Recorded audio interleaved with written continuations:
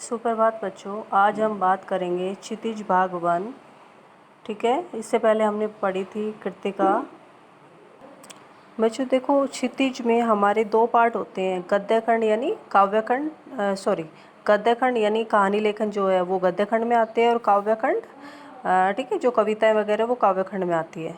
इससे पहले जो हमने अपनी बुक कृतिका के बारे में पढ़े थे, अभी हम क्षितिज के बारे में पढ़ेंगे आज से।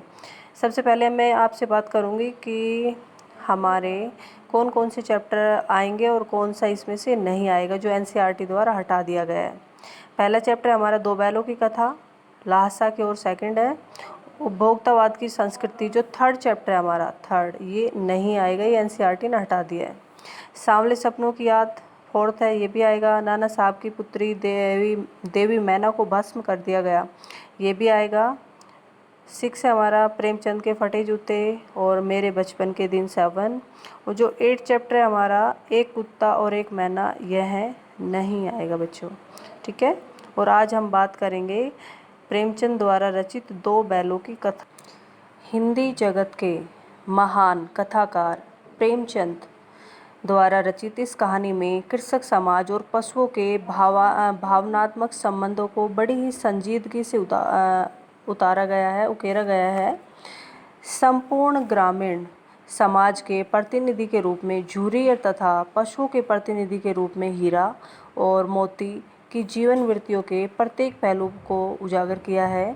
जो ये दो बैलों कथा पाठ है हमारा, इसके प्रेमचंद ने इसमें एक तो किसान समाज यानी कृषक समाज के बारे में और पशुओं की जो भावनात्मक संबंध है उसका वर्णन किया गया है बच्चों। ठीक है, और इस कहानी में उन्होंने यह भी बताया कि स्वतंत्रता सहज में नहीं मिलती, उसके लिए हमें बार बार प्रयास करने पड़ते हैं, संघर्ष करने पड़ते हैं। और यह कहानी आज़ादी के आंदोलन की भावना से जुड़ी है। और इसके साथ ही इस कहानी में प्रेमचंद ने पंचतंत्र और हितोपदेश की कथा परंपरा का उपयोग और विकास किया गया है। ठीक है बच्चों, अब हम पढ़ेंगे दो बैलों की कथा। जानवरों में गधा सबसे ज़्यादा बुद्धिहीन समझा जाता है, यानी बुद्धिहीन होना, कम बुद्धि होना जिसमें। जब किसी आदमी को परले दर्जे का बेवकूफ़ कहना चाहते हैं तो उसे गधा कहते हैं। गधा सचमुच बेवकूफ़ है या उसके सीधेपन, उसकी निरापद सहिष्णुता ने उसे यह पदवी दे दी है। उसकी निरापद सहिष्णुता ने उसे यह पदवी दी है। निरापद होता है बच्चों, निरापद मीन्स सुरक्षित, ठीक है, और सहिष्णुता मीन्स यहाँ सहनशीलता। यहाँ पर क्या बताया जा रहा है कि जानवरों में गधा सबसे ज़्यादा यानी कम बुद्धि वाला समझा जाता है। जब किसी आदमी को हम बेवकूफ़ कहना चाहते हैं तो क्या बोलेंगे कि यह तो गधा है। ठीक है, गधा सचमुच में बेवकूफ़ है या उसके सीधेपन के कारण, ठीक है, उसकी सहन शक्ति के कारण उन्हें यह पदवी दे दी गई है, इसका निश्चय नहीं किया जा सकता। गाय सींग मारती है, ब्याई हुई गाय तो अन्यासी सिंहनी का रूप धारण कर लेती है। यानी जो गाय बच्चे को जन्म देती है तो वह एक शेरनी के समान बन जाती है। अगर कोई भी उसके बच्चे के पास जाता है, छूता है उसको, तो वह शेरनी का रूप धारण कर लेती है। कुत्ता भी बहुत गरीब जानवर है, लेकिन कभी कभी उसे भी क्रोध आ ही जाता है, किंतु गधे को कभी क्रोध करते नहीं सुना न देखा।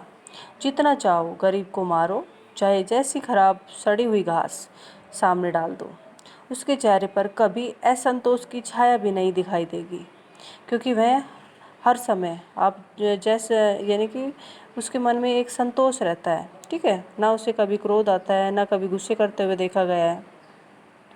वैशाख में चाहे एक आध बार कुलेल कर लेता हो, कुलेल करना मतलब क्रीड़ा करना, खेलना, ठीक है, एक आध बार वह कुलेल कर लेता हो वैशाख मंथ में, पर हमने तो उसे कभी खुश होते हुए नहीं देखा। उसके चेहरे पर एक विषाद, विषाद मीन्स उदासी, स्थायी रूप से छाई रहती है हमेशा। गधे के चेहरे पर एक कौन सी उदासी हमेशा रहती है, छाई रहती है। सुख दुख हानि लाभ किसी भी दशा में उसे बदलते नहीं देखा। ऋषियों मुनियों में जितने भी गुण हैं वे सभी उसमें पराकाष्ठा में पहुंच गए हैं। पराकाष्ठा मीन्स अंतिम सीमा की। देखिए, ऋषि मुनियों ने इतनी तपस्या के बाद उन गुणों को पाया है, जबकि गधे में ये जन्म जाती है कि यहाँ पर क्या कहा गया है कि उन्हें सुख दुख में, हानि लाभ में, सब में एक समान देखा हो, उन्हें कभी भी बदलते हुए नहीं देखा। पर आदमी उसे बेवकूफ़ कहता है। सद्गुणों का इतना अनादर कहीं नहीं देखा। कदाचित सीधापन संसार के लिए उपयुक्त नहीं है, क्योंकि जो व्यक्ति अधिक सीधा होता है लोग सबसे ज़्यादा फ़ायदा सबसे पहले उसी को उठाते हैं। ठीक है, देखिए न भारतवासियों की अफ्रीका में क्या दुर्दशा हो रही है। अब यहाँ पर भारतीयों की बातें कर रही हैं कि उनकी अफ्रीका में कैसी दशा हो रही है। क्यों अमेरिका में उन्हें घुसने नहीं दिया जाता। बेचारे शराब नहीं पीते, 4 पैसे कुछ समय के लिए बचा कर रखते हैं, जी तोड़कर काम करते हैं, किसी से लड़ाई झगड़ा नहीं करते, 4 बातें सुनकर गम खा जाते हैं, फिर भी बदनाम है। कहा जाता है वे जीवन के आदर्श को नीचा करते हैं। यहाँ पर यानी कि मनुष्य को अधिक सीधा भी नहीं होना चाहिए, वरना लोग उसका फ़ायदा उठाते हैं। ठीक है, कि अफ्रीका में भारतीयों की क्या दुर्दशा हो रही है, अमेरिका में घुसने नहीं दिया जाता। तो ये जो हम कहानी पढ़ रहे हैं, 2 बैलों की कथा, ये आज़ादी के समय से पहले की कहानी है। ये मुंशी प्रेमचंद द्वारा रचित है। ठीक है, 2 बैलों की जो कथा है वो किसके द्वारा रचित है, मुंशी प्रेमचंद द्वारा रचित है। तो यहाँ पर क्या कहा जा रहा है कि वे जीवन के आदर्शों को नीचा करते हैं।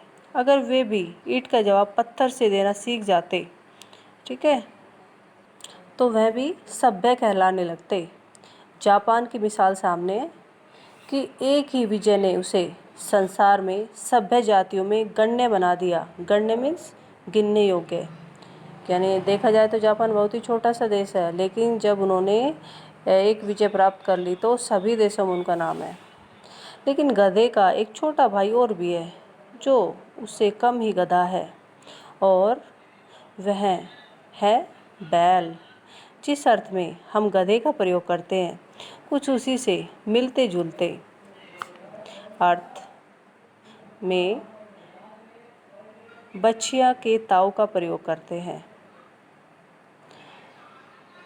कुछ लोग बैल को शायद बेवकूफ़ों में सर्वश्रेष्ठ कहेंगे, मगर हमारा विचार ऐसा नहीं है। बैल कभी कभी मारता भी है, कभी कभी अड़ियल बैल भी देखने में आता है, और कभी कभी कई रीतियों में अपने असंतोष प्रकट कर देता है। अतएव उसका स्थान गधे से नीचा है, क्योंकि बैल को हमने क्या ये सब चीज़ें करते हुए देखा है, अड़ियलपन। ठीक है, तो उसे यहाँ पर क्या कहा गया है कि वह गधे से नीचे दर्जे में आता है। झूरी काची के दोनों बैलों के नाम थे हीरा और मोती। अभी झूरी कौन है, ये हीरा मोती के मालिक हैं। ठीक है, और दोनों बैलों का नाम क्या है, इस कहानी में 2 बैलों का कथा, इनके नाम है हीरा और मोती। दोनों पछाई जाति के थे। पछाई जाति होना यानी पशुओं की एक पालतू नस्ल को यहाँ पर पछाई जाति बताया जा रहा है। ठीक है, देखने में सुंदर, काम में चौकस, डील में ऊंचे, यानी दिखने में बड़े सुंदर दिखते थे, अच्छे कदकाठी के थे। बहुत दिनों के साथ रहते रहते दोनों में भाईचारा हो गया था। दोनों आमने सामने या आसपास बैठे हुए एक दूसरे से मूक भाषा में विचार विनिमय किया करते। मूक मीन्स मूक होता है इशारों इशारों में बातें करना, मूक भाषा। एक दूसरे के मन की बात कैसे समझ जाते थे हम नहीं कह सकते, अवश्य ही उनमें कोई ऐसी गुप्त शक्ति थी। गुप्त यानी एक दूसरे की बातों मन की बातों को बगैर कहे समझ लेना, जिससे जीवों में श्रेष्ठता का दावा करने वाला मनुष्य वंचित है। क्योंकि ऐसी शक्ति, गुप्त शक्ति किसके पास है, सिर्फ पशुओं में। क्योंकि सबसे श्रेष्ठ कौन है, मनुष्य है, लेकिन फिर भी उनमें इस तरह की शक्ति नहीं है, क्योंकि वह बगैर बोले किसी के विचारों को नहीं समझ सकता, लेकिन पशु समझ सकता है। दोनों एक दूसरे को चाटकर और सूंघकर अपना प्रेम प्रकट करते थे। कभी कभी दोनों सींग मिला लिया करते थे, विग्रह के नाते से नहीं, अलग होने के नाते, विग्रह मीन्स अलग होने के नाते से नहीं, केवल विनोद के भाव से, हंसी मजाक के भाव से, आत्मीयता के भाव से। जैसा दोस्तों में घनिष्ठता होते होते धोल धप्पा होने लगती है, यानी गहरी मित्रता होने लगती है, तो एक दूसरे के साथ में कभी थोड़ी झगड़ा, कभी प्यार, इस तरह का देखने मिलते हैं। इसके बिना दोस्ती कुछ फुसफुसी, कुछ हल्की सी लगती है, जिस पर ज़्यादा विश्वास नहीं किया जा सकता। जिस वक्त ये दोनों बैल हल या गाड़ी में जोत दिए जाते और गर्दन हिला हिलाकर चलते, उस वक्त हर एक की यही चेष्टा होती कि ज़्यादा से ज़्यादा बोझ मेरे कंधों पर रहे, मेरी गर्दन पर रहे। दिन भर के बाद दोपहर या संध्या में शाम को दोनों खुलते तो एक दूसरे की चाट चाट कर थकान मिटा लिया करते। नाद में खली भूसा पड़ जाने के बाद, नाद मीन्स जहाँ पर यह जो भूसा डाला जाता है उसे नाद बोला जाता है। दोनों साथ उठते, साथ नाद में मुंह डालते और साथ ही बैठते। एक मुंह हटा लेता तो दूसरा भी हटा लेता था। ठीक है बच्चों, आज के लिए बस इतना ही। धन्यवाद।